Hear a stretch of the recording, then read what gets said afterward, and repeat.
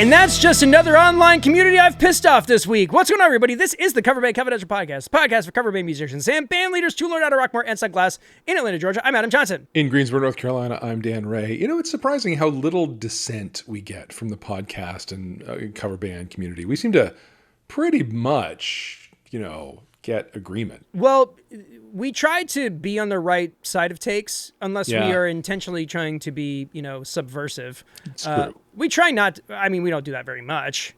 No. Listen, there are folks whose whole deal is about being clickbaity and divisive, and yes, it drives engagement, drives the numbers.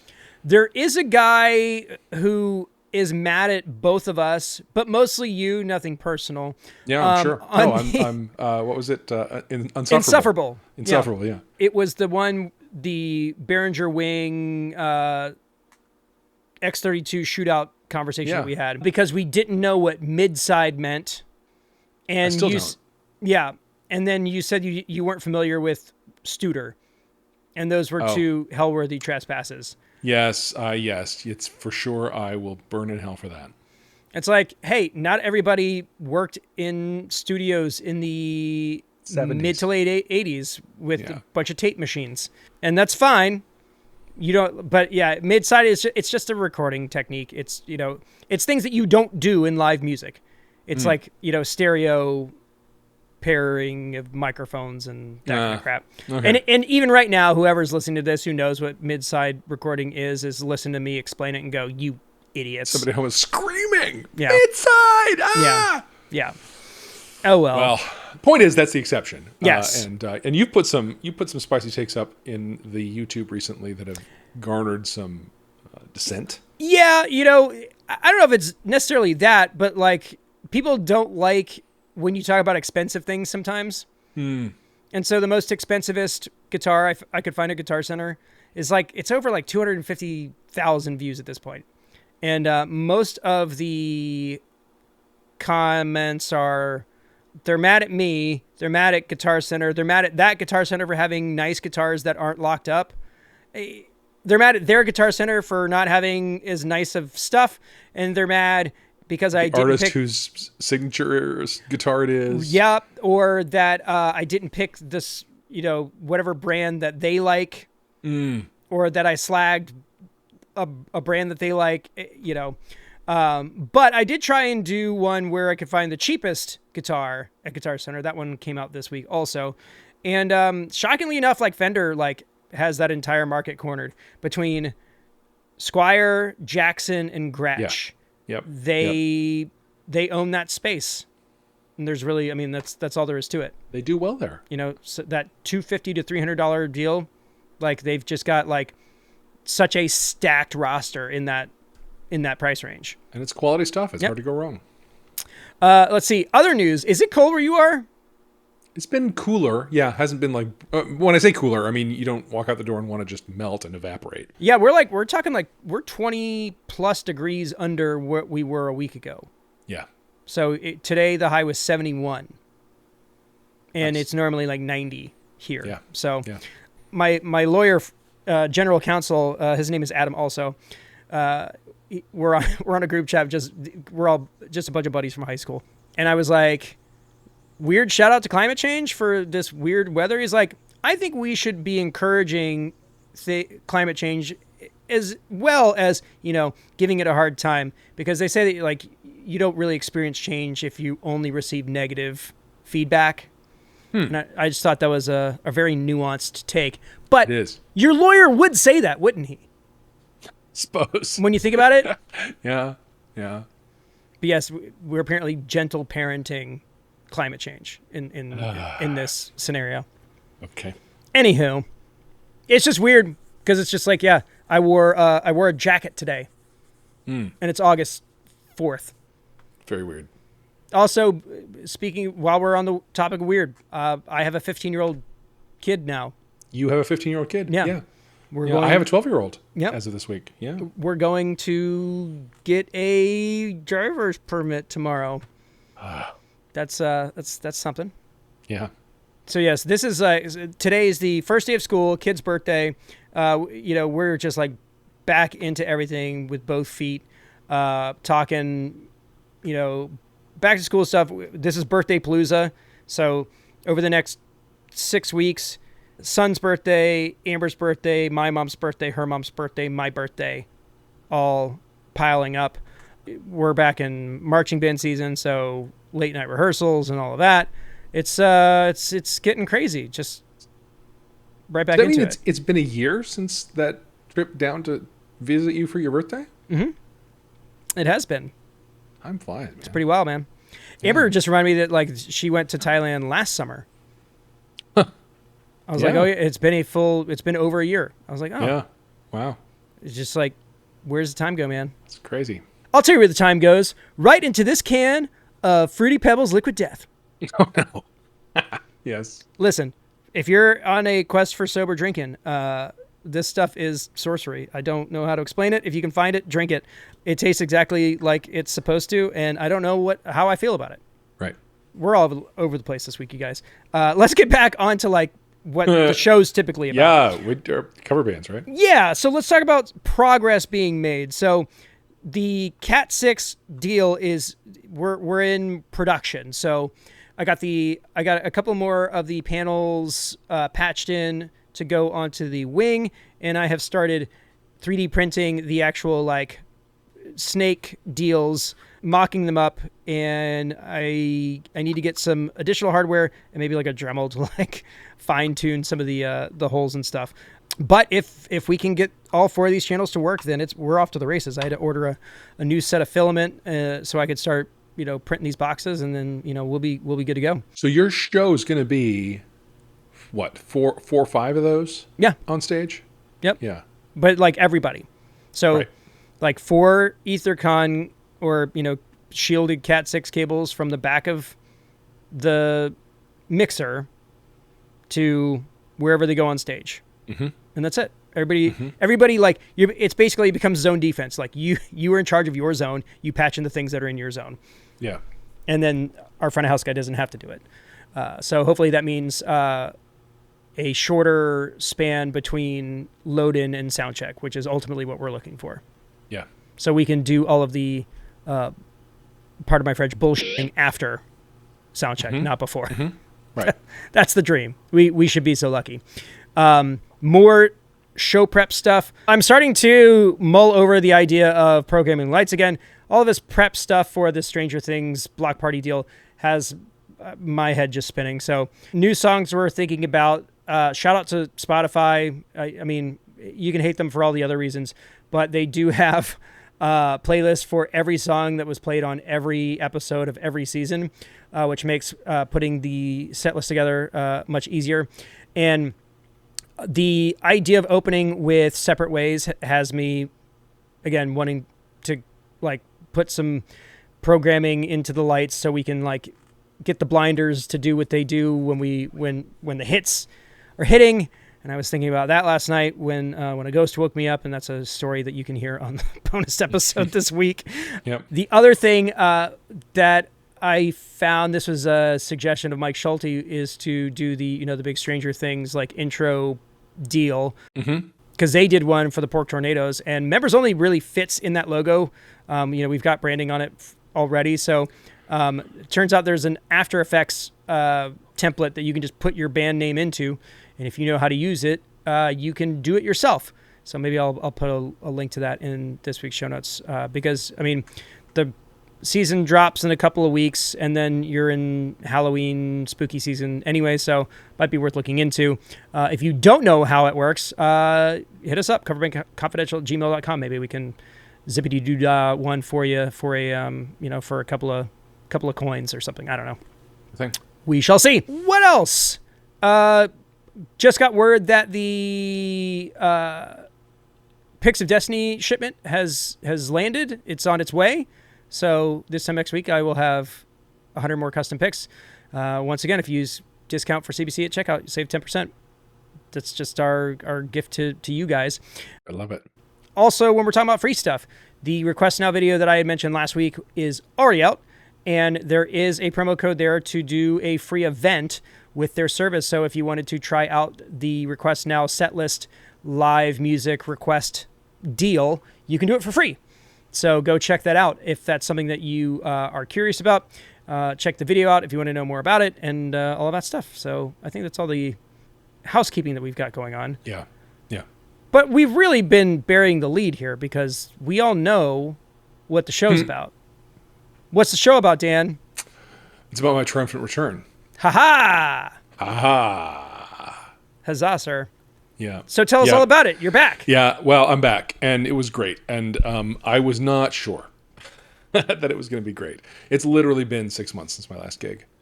And I finally sort of have the energy and stamina and strength built back up to even just do it physically. I did sit for this whole show, perched on the the edge of a bar stool so that I could sort of have the energy, lean forward kind of energy that I wanted, and also be nimble enough to work my pedals. And the next morning I had a sore line across the bottom of my ass from the edge of the bar stool I was sitting on. That's fair. Not an outcome I'm used to. I am used to my feet hurting like crazy in the morning, and they did not because hey, I've had surgery on one of them, and the other one was not being stood on all night. So that was an amazing improvement over normal life. I will say, going into it, I was legitimately nervous the whole day leading into it when I went down to the storage unit to pick up my rig and load it up and on the way back, and I was singing along with radio in the car and not feeling good about where my voice was. I really was not. I was notably out of shape vocally, and at some point I went and loaded in, and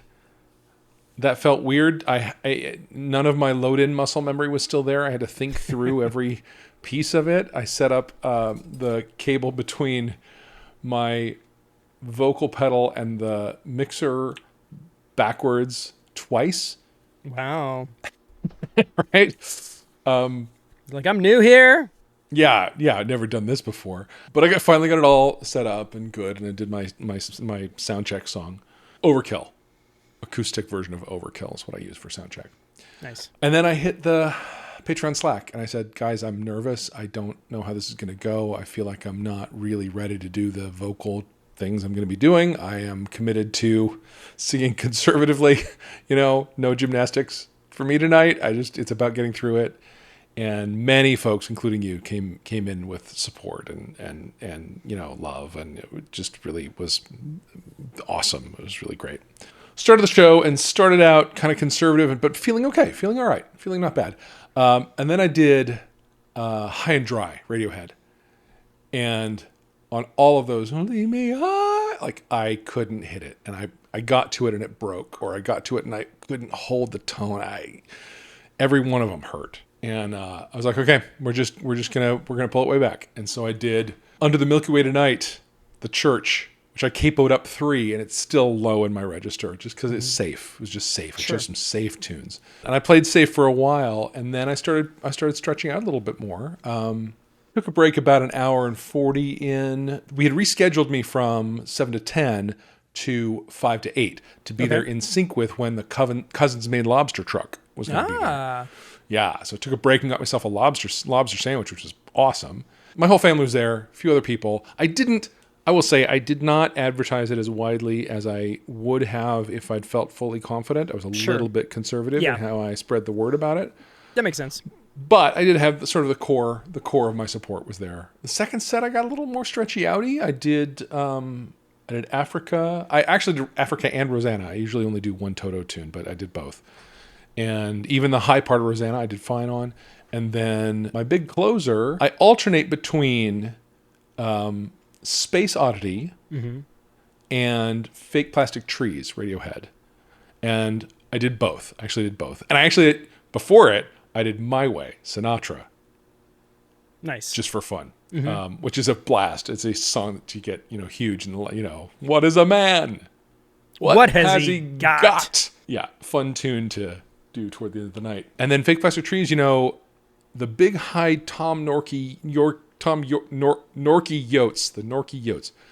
Tom Yorkie notes is what I'm trying to say. Got it. Eggplant, if you feel like it, but no, don't worry about it. No, it's we're keeping it in. All right, fine. The beauty of those big high notes in that is they're different each time. In the first verse, it's all head voice. Second verse is chest voice. Third verse, it's a belt. This is bigger each time. And I freaking nailed them. Every one of them. I wasn't sure I would, but I nailed them. And it was a real surprise. It was a real surprise. I was delighted and surprised by getting through that. I think I pulled a face after the first one because my wife was like, "Okay, yeah. There goes your camera again." Yep, you keep talking. I can. Fine. The other challenge, of course, is not only just not having sung in 6 months, but I'm also right in the height of my seasonal allergies. I have a midsummer allergy. I kind of think it's crepe myrtles. Yeah. Any of you who are not of the southeastern U.S., I was unaware of this tree until I moved here. The crepe myrtle, CREPE, myrtle with a Y. Google it. It looks like Dr. Seuss drew it. It's a really weird tree, and it blooms in like mid-June into sort of the beginning of August. And every year when that happens, I get a little sore throaty, full throat, sinusy. A lot of people's seasonal allergies are spring or fall, and mine is like dead middle of the summer. And I have that going on. So I was afraid that was going to impact me. It may have a little, but it wasn't terrible. And then I did loadout, and by the time I had my car full, the fam and friends and kid and friend and parents of them who were still there were all still, it was only 8. So they were ready to party. And I was quite done with the day. Thank you very much. This was my energy for the day. And, so I left. I was like, bye, I'll see ya. And I went home and kind of crashed out. Yeah, overall it was great. It was great, and it's good to be back. I have nothing else on my calendar, so I'll start reaching out and seeing if I can create things to do that sort of thing again. I did see if I could get Taylor to come and maybe sing a couple of tunes with me. She was gigging with her other band that night, so it didn't really work. But Charlie, Taylor, who knows? Maybe we could put together a Dan and Friends kind of thing. Be super great to be back with those guys again. So, yeah. So other than the switching from standing to the stool, did you make any other adjustments as far as like the gear that you brought or anything like that, or just grip it, rip it, huh? Nope. Everything's all the same. I thought a little bit about, because the other thing, of course, I haven't done is more than a few, 15, 20, half an hour of guitar playing. Right. Just sitting here in the last 6 months. So 3 hours on an acoustic, steel string acoustic. It's a lot to ask. Yep. I did contemplate bringing the Acoustasonic, which plays a little easier. By the end of the night, my voice was okay, but man, my fingers were starting to get shredded. Yep. And so that was tough. I also started to cramp a little bit a couple of times. I had to kind of stop and shake it out. Starting to play Friday I'm in Love, which opens with this sort of D sus2 sort of end up on a D, and my fingers like stuck in that position and wouldn't move again, and I had to just stop and shake them out and like that. I do kind of wish I'd brought the easier to play guitar, but I like how the Seagull sounds so much better that I was happier to have it. And I got through, but I would say I shorted the gig by probably 6 minutes because as time was coming up, I was like, I need to get out of this. Yeah. My hands are going to be done. And so let's just go ahead and start our wrap up, micro set and then get out of here. Yeah. Typically when things like when I'm getting back into the swing of stuff, my fingers, specifically like my fingertips are the things that end up 100%. hurting. Yeah. Not necessarily like my grip strength or whatever, though that has happened. It's probably been since the, COVID lockdown when I started gigging back out. But yeah, the fingers in building that stamina back up is tough. Vocals are weird though, because there's certain points where your singing voice is going to be just really, really good. And it's typically when you're singing all the time and when you haven't sung in forever. Yeah. Everything in the middle, total crapshoot. Yeah. Who's to say? But if you've taken time off, once you're properly warmed up, you have no fatigue. There's nothing working against you. So, like I said, once you're kind of in the zone, you can typically just, crush.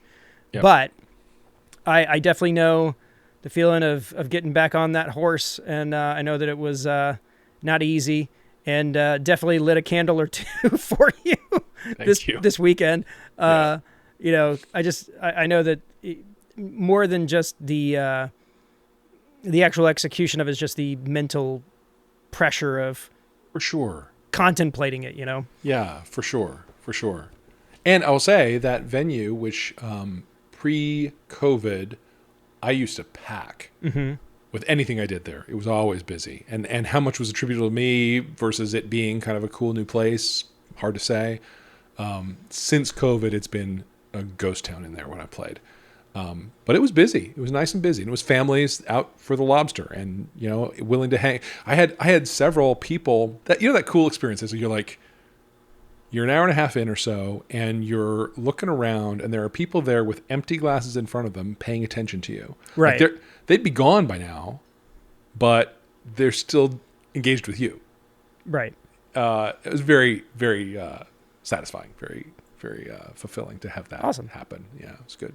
So in the meantime, in between time, while you're kind of figuring out what your next move is, anything that you are planning on doing or want to kind of take some time to work on so that when you get another call or you get something else booked that you feel better about going into it? Well, I think the mental part of it is I'm sort of over the hump. I feel like I can trust myself now to stand and deliver even with whatever preparation I've got or not. My light just went out. You are having issues. Man, it's funny. Yeah. It's funny. Just let it ride. I do still think that as much as I would love to start getting some momentum up behind the band, it's still probably just not going to happen until middle of next year. Sure. Just because I got a bassist to get up to speed and then I got another foot to have a surgery on and it's just where we are. But I could certainly sneak in some more acoustic over the summer and it's going to be about outreach to venues I know, venues who, can kind of hear my sob story and appreciate that they could maybe slot me in on an off night or something. I think that's the move at this point. Awesome, man. I think we should just wrap on that. We had a question that came in and Brian, Carlin, if you're listening, we will get to that probably next week. But let's ride the wave on this. Besides, if you were in the room, you would know that everything that could have gone wrong technically was a technically challenging night. Yes. So we'll just go ahead and just wrap it up before something else malfunctions. Guys, thanks so much for tuning in. Good to have you back. I was joking around with Dan. I was like, listen, he's like, what are we talking about this week? I was like, your triumphant return. I am very happy to sit back and let you steer this one. Yeah. So we'll have more to talk about in the future, and the only way out is through, and you did it. I did it. And shout out to our amazing community for being the wind beneath your wings when, when you were doubting yourself. Yeah, for sure. So if you're ever if you're contemplating, joining or not, it's if you just need a mini pep talk, $5 a month, you could do a lot worse. Good. Just call it. We'll just leave it at that. There you go. Thanks for tuning in, guys. Couldn't do without you. If you'd like to support the show, you can do any of the things you're about to hear. But I'll go ahead and call it for this week. In Atlanta, Georgia, I am Adam Johnson. In Greensboro, North Carolina, I'm Dan Ray. You have been listening to the Cover Band Confidential podcast for the week of August 8th, 2025.